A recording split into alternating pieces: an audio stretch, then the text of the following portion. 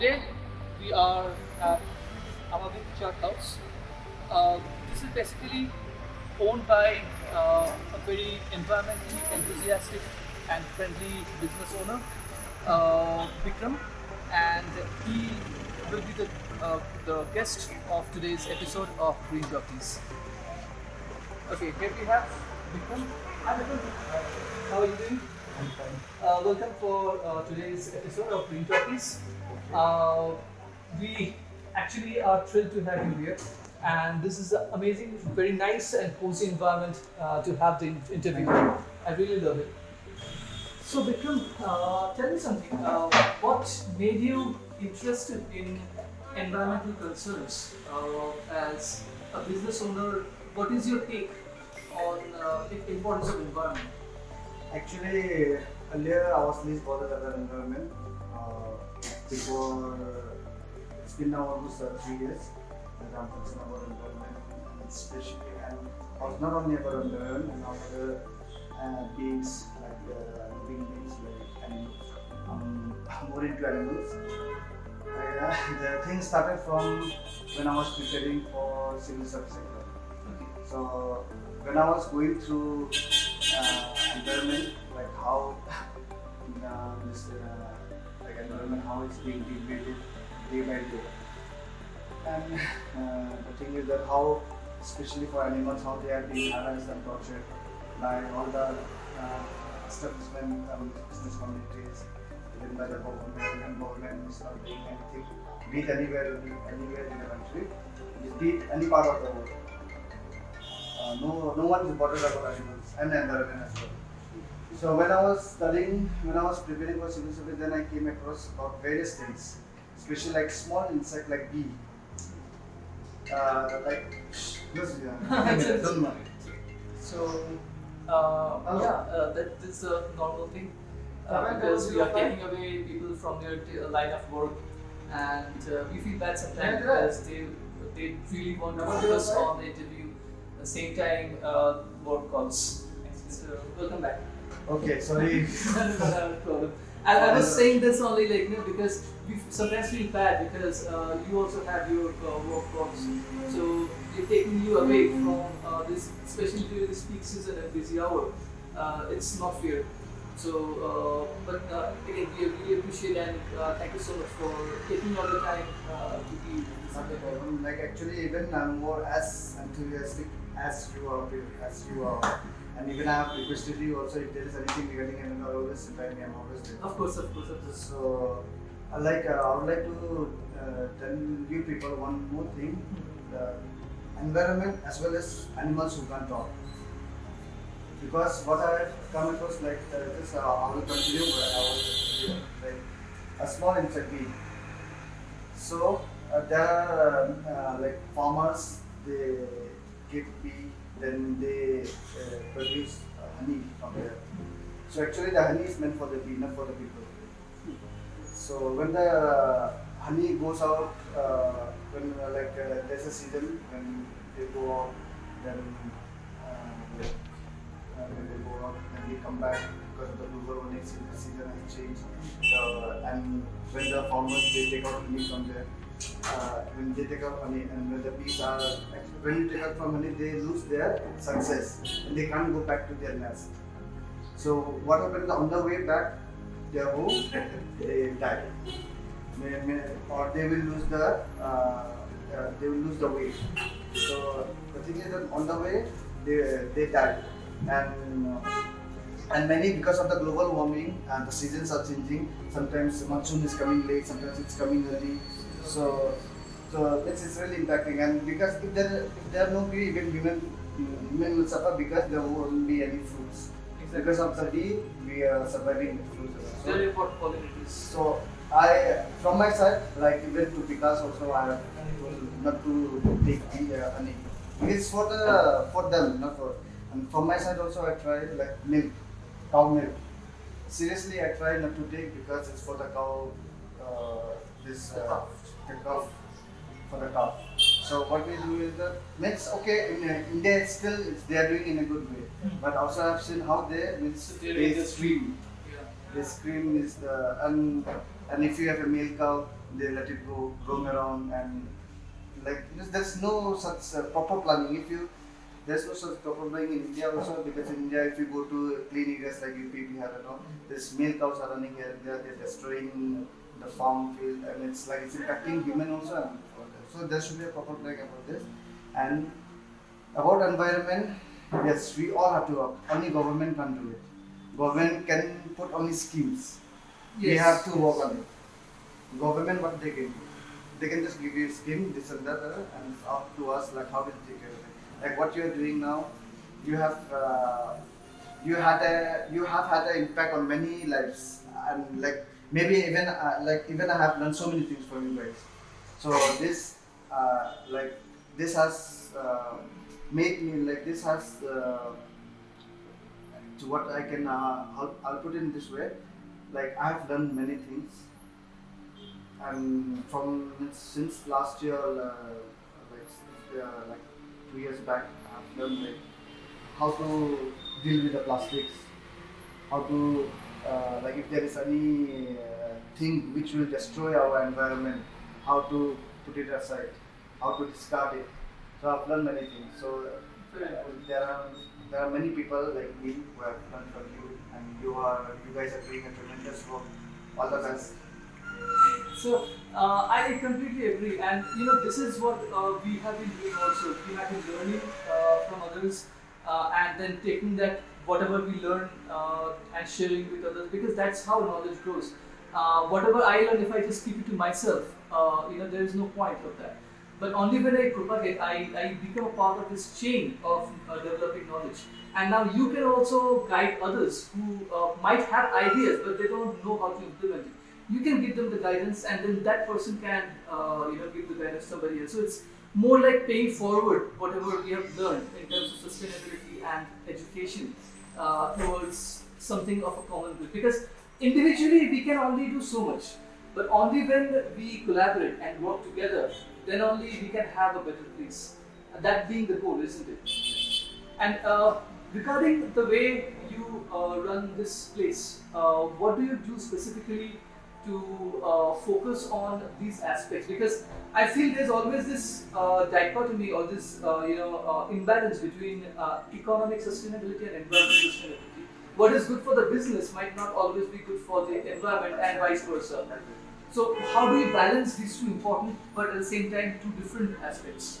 Like business point of view is difficult. Like suppose if I get an order, so like I have to give a carry bag which is made of plastic, and if I give the paper bag, it's expensive, so it's a loss for us.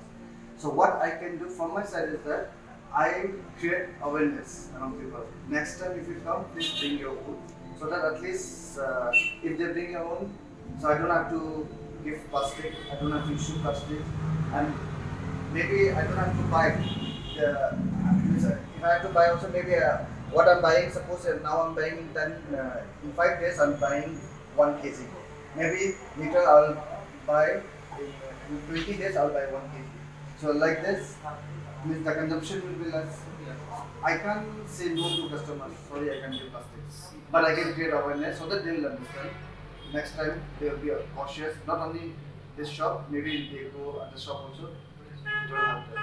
True. See, that's a problem, because as long as the demand is there, business people would have to some extent cater to those demands. So, as consumers, if we start asking less of non-biodegradable products like plastics, then obviously the business owners will be more than happy to cater to that and give paper bags. Yes, we might have to pay a little extra for that, but what is that, in terms of sustainability, in terms of the overall picture? I think paying rupee extra for packaging is still much better solution than going for plastic. Or we can have cloth bags. So if we can bring in our own cloth bag, that might be one solution. So that you don't have to give them the food in the plastic packages. Actually, see from the business point of view, what I before and is my personal. That's my personal. True. And for business point of view, if you go anywhere, like this, be it bag which is made of jute or use cotton or anything. It's expensive only. And Yes.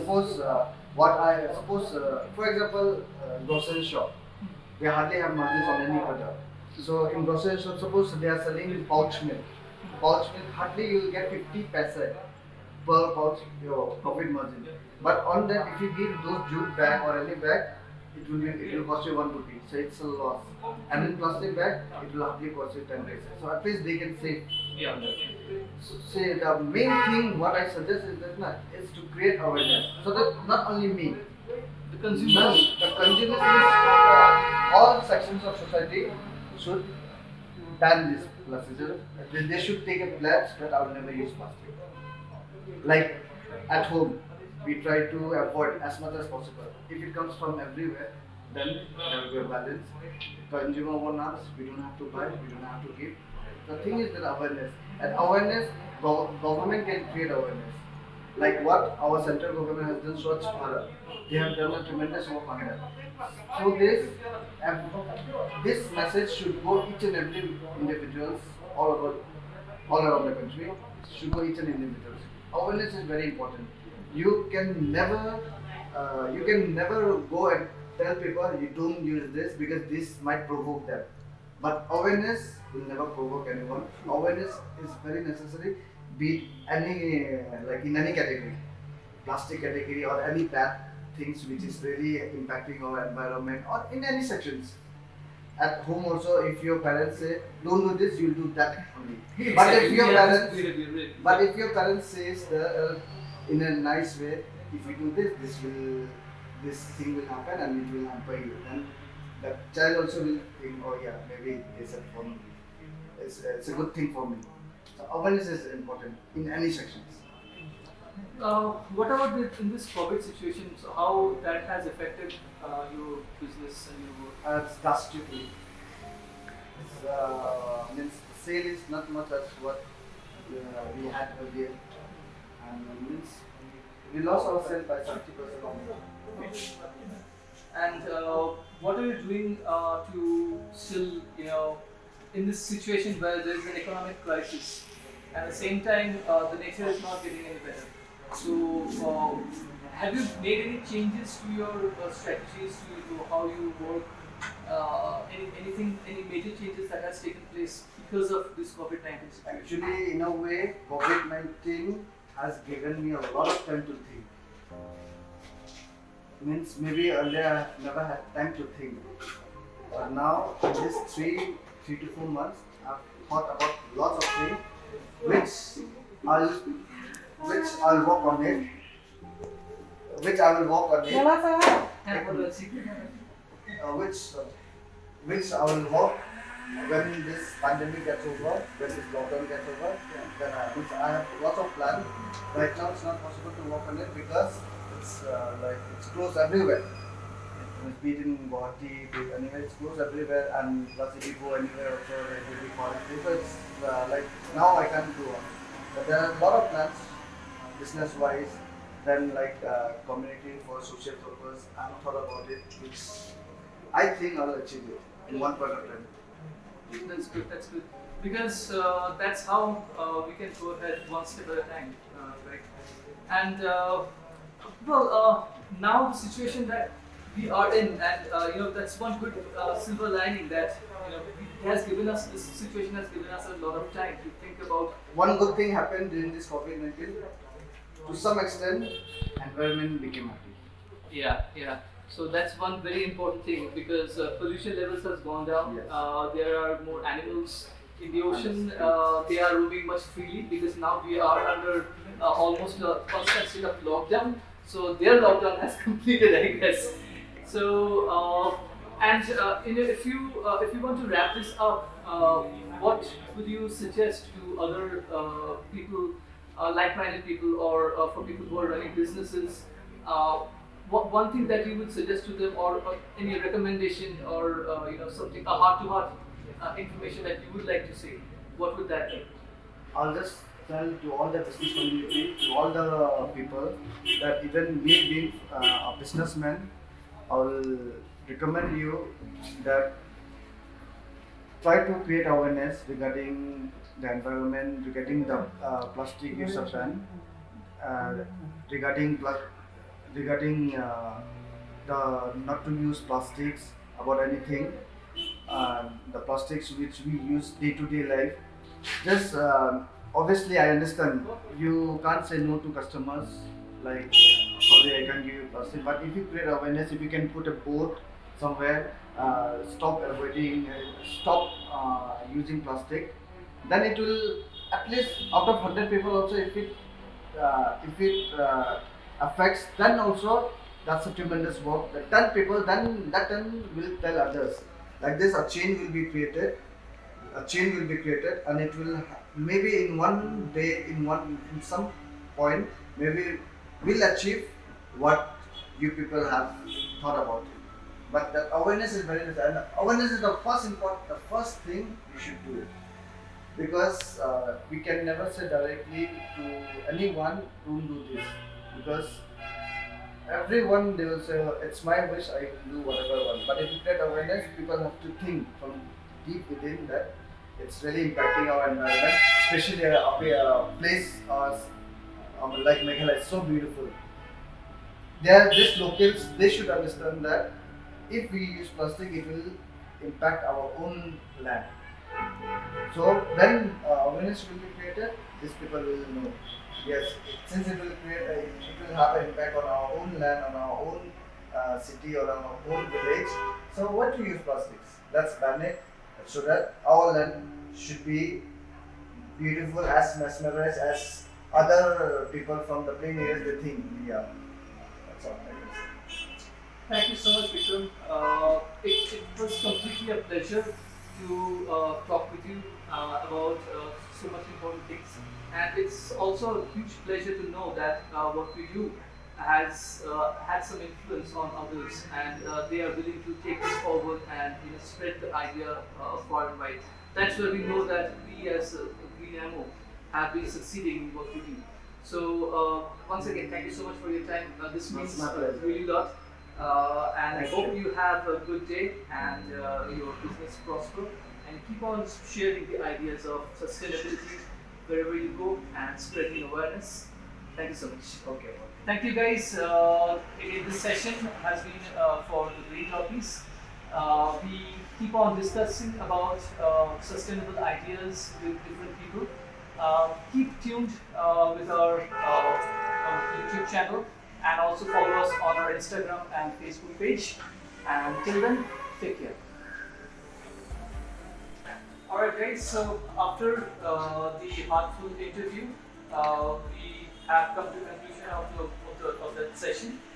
And now we will have a heartful meal. Thanks to the owner of the place, Bikram. And this Ambik food court is located in GariKhana, just in case if you're wondering. So if you want a nice run down over here and have some good food. Bye bye.